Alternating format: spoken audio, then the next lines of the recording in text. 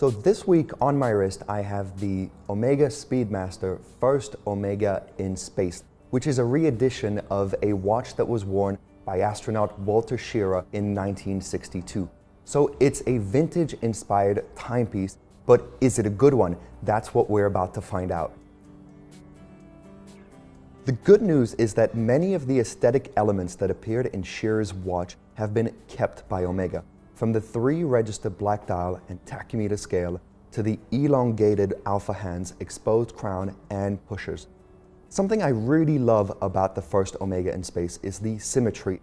The straight lugs are a feature of early pre-moon Speedmasters, of which Schirra's 2998 is one of the last examples to borrow. Another really nice touch from Omega is the applied logo at 12 o'clock, which early Speedmasters would carry as well.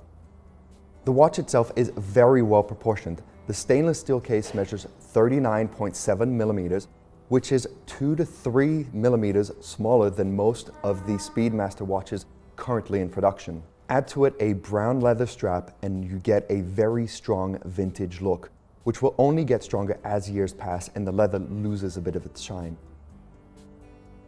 As you'd expect, the First Omega in Space isn't completely truthful to reference 2998. Get ready for a nitpicky account of everything that maybe, should, probably have been kept by Omega, but ultimately make very little difference to this watch.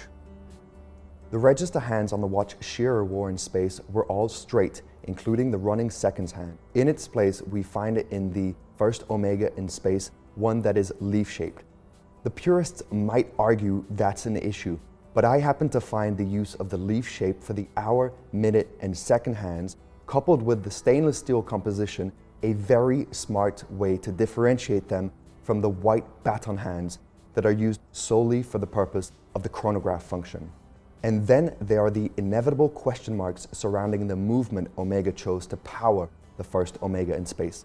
Reference 2998 was powered by caliber 321, one of the rarest and most collectible chronograph movements ever made.